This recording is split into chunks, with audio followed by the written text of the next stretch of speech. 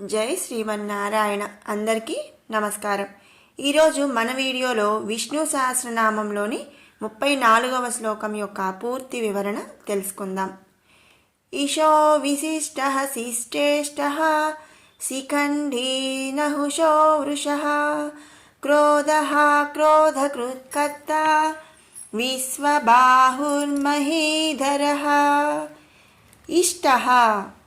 ఇష్ట అంటే మనకు తెలుసు, ఇష్టం, అందరికీ ఇష్టమైన వాడు శ్రీమన్నారాయణుడు. మరి దేవతల చేత కానీ 84 కోట్ల జీవులకు కూడా అందరికీ, ఈ సమస్త సృష్టిలో అందరికీ ఇష్టమైన వాడు శ్రీమన్నారాయణుడు.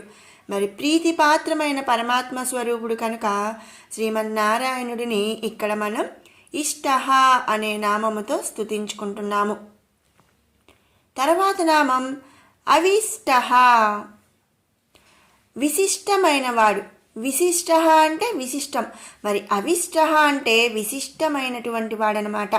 సర్వ ప్రాణులందు కూడా ఉండు వాటికి తెలియబడని వాడు. మరి మనలోనే ఉన్నాడు శ్రీమన్నారాయణుడు. ఈ సమస్త జీవకోటిలో కూడా అంతర్యామిగా ఉన్నది ఎవరండి? శ్రీమన్నారాయణుడు. అయితే మనకు తెలియదు, మనకి తెలియదు అన్నమాట ఆ స్వామి ఎలా ఉంటాడు అని. ఆకాశము, నిప్పు, నీరు, తేజస్సు ఇలాంటి వాటి అందు కూడా ఉన్నప్పటికీ వాటికి తెలియకుండా ఉండినటువంటి వాడు శ్రీమన్నారాయణుడు. కాబట్టి ఆ స్వామిని మనం ఇక్కడ అవిశిష్ట అనే నామముతో స్తుతించుకుంటున్నాము. తర్వాత నామం శిష్టేష్ట, సాధు సజ్జనులకు ఇష్టమైన వాడు. ఇష్ట మరి అంటే ఏంటంటే ఇష్ట అంటే ఇష్టమైన వాడు, శిష్టేష్ట అంటే సాధువులకు సజ్జనులకు ఇష్టమైనటువంటి వాడు. అలాగే వారి చేత సేవింపబడువాడనమాట. వారు సదాచారముల పట్ల, ధర్మనిరతి పట్ల వాత్సల్యము కలిగి ఉండువాడు. ధర్మో రక్షిత అనే ధర్మమును రక్షించు వారిని ధర్మస్వరూపుడై స్వామి కాపాడుతూ ఉంటాడు. కాబట్టి మరి సజ్జనులకు, సాధువులకు ఇష్టమైన వాడు కనుక శిష్టేష్ట అనే నామంతో ఇక్కడ స్వామిని మనం స్తుతించుకుంటున్నాము. తర్వాత నామం శిఖండి. శిఖండము అంటే నెమలి పించమన్నమాట. శిఖండి అంటే నెమలి పించాన్ని ధరించినవాడు. నెమలి పించము కామజయమునకు సూచిక. అంటే ఎలాంటి కోరికలు లేకుండా కోరికలన్నిటినీ కూడా మరి జయించిన వాడు అని చెప్పి దానికి సూచిక ఈ నెమలి పించం. సృష్టి అందు లైంగిక వికారమును పొందకుండా సంతానోత్పత్తి చేయు ప్రాణి నెమలి కనుక అస్ఖలిత బ్రహ్మచర్యమునకు సూచిక అది. అందుచేతనే మరి శ్రీకృష్ణుడు నెమలి పించమును తలందు ధరించేవాడట. అంటే ఏంటి అంటే స్వామి ఇక్కడ కామజయం అన్నమాట. కామము అంటే కోరికలను జయించినవాడు శ్రీకృష్ణుడు. మరి శ్రీకృష్ణుడు ఎవరండి? ఆ శ్రీమన్నారాయణుడి దశావతారాల్లో ఒక అవతారం. మరి 16,000 మంది గోపికలు ఉన్నా కూడా శ్రీకృష్ణుడి పట్ల వారి పట్ల శ్రీకృష్ణుడిది అనిర్యచనీయమైన భక్తి వాత్సల్యములతో కూడుకున్న సంబంధమే కానీ మరొక సంబంధం అనేది ఏదీ లేదు. వారి అందు కామ వికారములు లేవు. అందుచేతనే శిఖండమును ధరించిన ఆ పరమాత్ముడు కామ వికారములు లేనటువంటి వాడు. తన అందు తానే జగత్తును సృజించుకొని పరమాత్మ అస్ఖలిత బ్రహ్మచర్య వ్రతమును పాటించువాడు.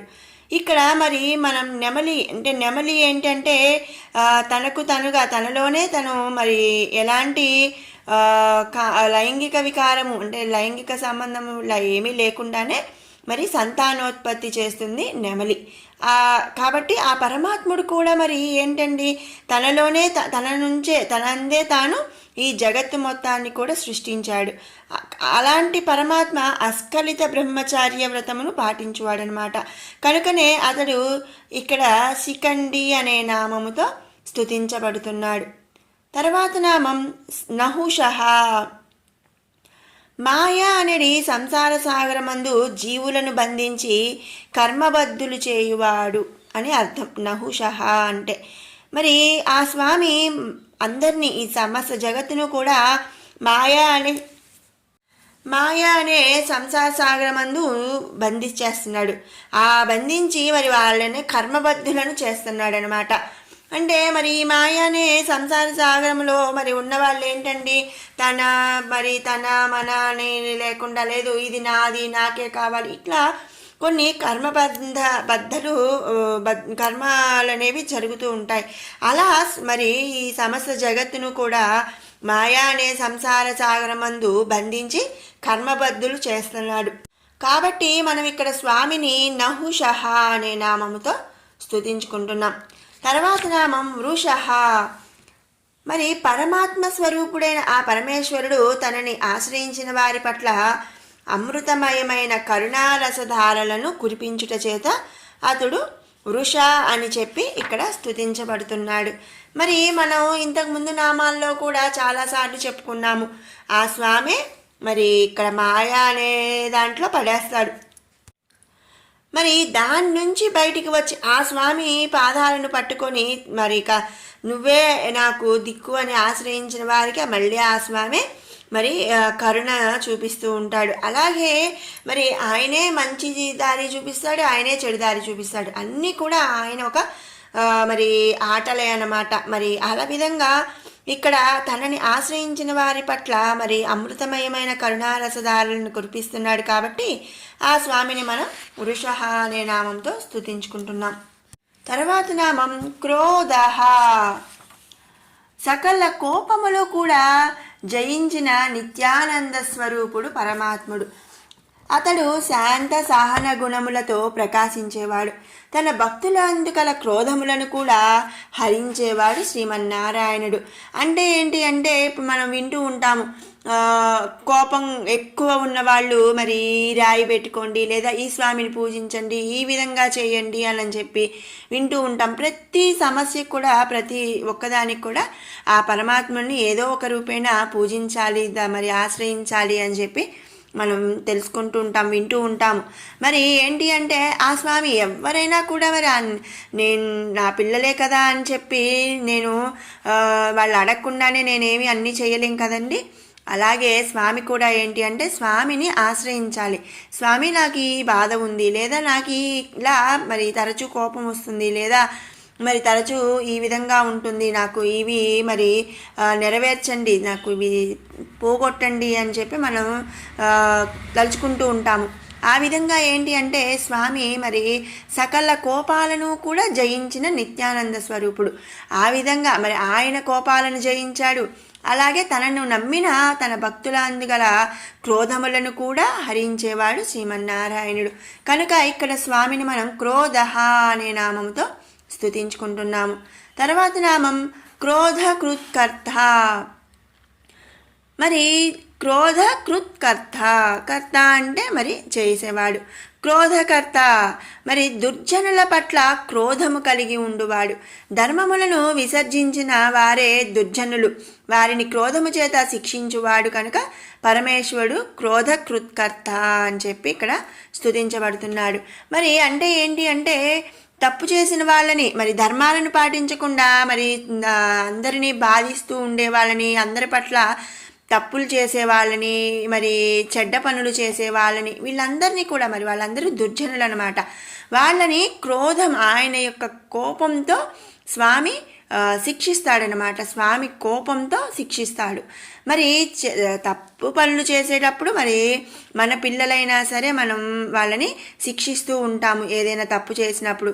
అదేవిధంగా ఇక్కడ స్వామి ఏంటంటే దుర్జనుల పట్ల క్రోధము కలిగి ఉంటాడు, కోపం కలిగి ఉంటాడు. ఆయన కోపంతో స్వామి వాళ్ళని శిక్షిస్తూ ఉంటాడనమాట. కాబట్టి ఇక్కడ స్వామిని క్రోధకృత్కర్త అనే నామంతో స్తుతించుకుంటున్నాము. తర్వాత నామం విశ్వబాహు.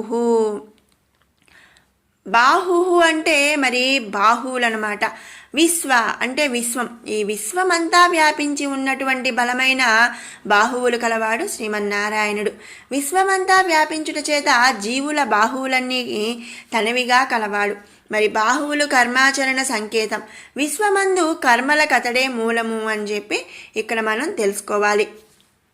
మరి మనం ఫస్ట్ నామం మనకి ఇదే అనమాట విశ్వం. అంటే ఈ విశ్వం అంతా కూడా వ్యాపించి ఉన్నవాడు శ్రీమన్నారాయణుడు.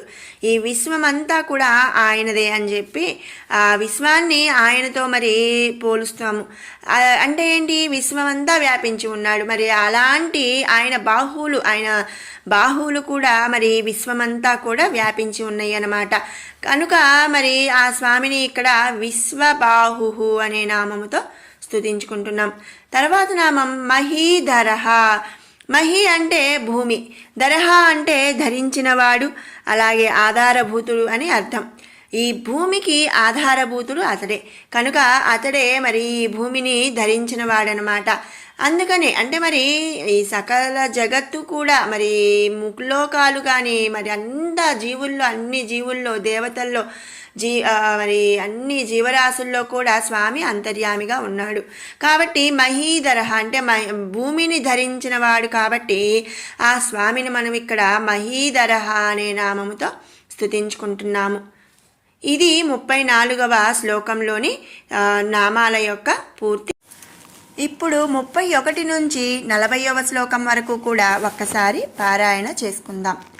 అమృతాంశోద్భవో భానుః శశబిందుః సురేశ్వరః ఔషధం జగతః సేతుః సత్యధర్మపరాక్రమః భూతభవ్యభవన్నాథః పవనః పావనో నలః కామః కామకృత్కాంతః కామః కామప్రదః ప్రభుః యుగాదికృద్యుగావర్తో నైకమాయో మహాశనః అదృశ్యో వ్యక్తరూపశ్చ సహస్రజిత్ అనంతజిత్ ఇష్టో విశిష్టః శిష్టేష్టః శిఖండీ నహుషో వృషః క్రోధః క్రోధకృత్కర్తా విశ్వబాహుర్మహీధరః అచ్యుతః ప్రథితः ప్రాణः ప్రాణదో వాసవానుజः అపాం నిధిరధిష్టాన అప్రమత్తః ప్రతిష్ఠతః